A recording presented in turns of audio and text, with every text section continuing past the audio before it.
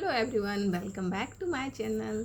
आज की इस वीडियो में हम लोग जानेंगे पुरुषार्थ क्या होता है एवं किस प्रकार इसका शिक्षा से संबंध है। तो चलिए वीडियो को स्टार्ट करते हैं। सबसे पहले हम जानते हैं पुरुषार्थ क्या होता है। तो पुरुषार्थ ऐसे मूल्य होते हैं जिनकी प्राप्ति मानव जीवन का मुख्य उद्देश्य है। जैसा कि हम सभी जानते हैं, भारतीय परंपरा आश्रम आधारित थी। हमारी भारतीय सामाजिक व्यवस्था में व्यक्ति को ना तो संसार से पूर्ण उदासीन रहने को कहा गया, ना ही इसमें लिप्त हो जाने को कहा गया। सब कुछ एक बैलेंस में बताया गया है। इसी के उद्देश्य की प्राप्ति के लिए ये पुरुषार्थ की स्थापना की गई है, जिसमें पहला पुरुषार्थ है अर्थ, दूसरा काम, तीसरा धर्म, चौथा मोक्ष। अर्थ व काम भौतिक मूल्य है, जबकि धर्म और मोक्ष आध्यात्मिक मूल्य है। सबसे निम्न क्रम के अर्थ है और सबसे उच्च क्रम है मोक्ष का। हर मानव का लक्ष्य है कि वो मोक्ष को प्राप्त करे। आखिर ये मोक्ष होता क्या है? मोक्ष व्यक्ति की वह अवस्था है जिसमें उसे दुख और सुख दोनों में समान मानसिक स्थिति रहती है उसकी। ना वो दुख से बहुत ज़्यादा घबरा जाता है, ना सुख में बहुत ज़्यादा उत्साहित हो जाता है। व्यक्ति की अवस्था जिसमें सुख और दुख दोनों उसके लिए एक समान है, उसी अवस्था का नाम मोक्ष है। अर्थ का मतलब है आर्थिक स्थिति। ये एक भौतिक मूल्य है। इसमें व्यक्ति को आर्थिक संपन्नता के साथ रहना सिखाया गया है। दूसरा काम, ये एक शारीरिक आवश्यकता है। तीसरा धर्म। यहाँ पे धर्म का मतलब रिलीजन से नहीं है कि हिंदू धर्म, मुस्लिम धर्म, बौद्ध धर्म।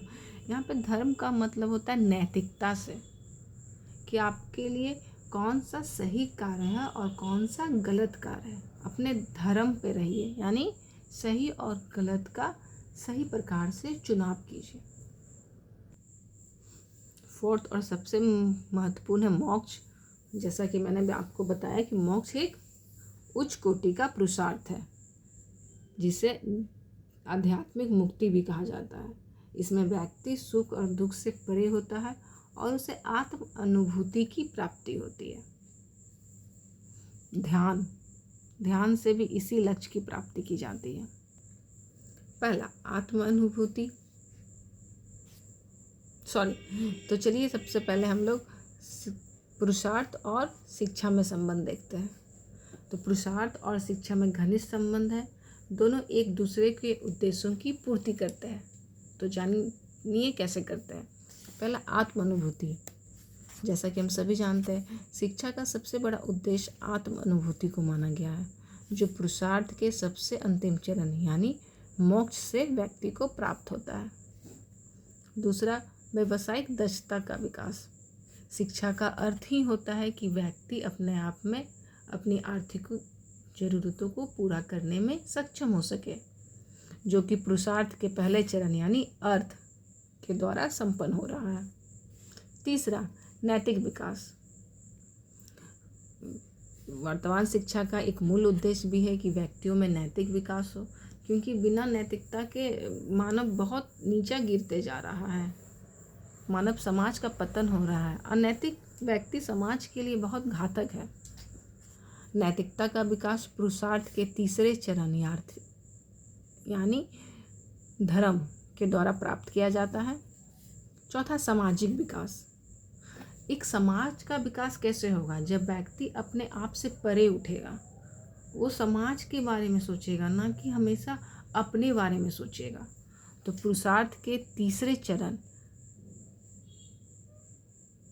और चौथे चरण जैसे मोक्ष से व्यक्ति अपने आप से ऊपर उठ के समाज के बारे में सोचता है। अतः जीवन के इसी लक्ष्य को ध्यान में रखते हुए शिक्षा का उद्देश्य सामाजिक विकास भी है। अतः कहा जा सकता है कि हमारे पूर्वजों द्वारा जो शिक्षा पद्धति यानी पुरुषार्थ की पद्धति जो इस्तेमाल की गई थी, वो आज भी प्रासंगिक है।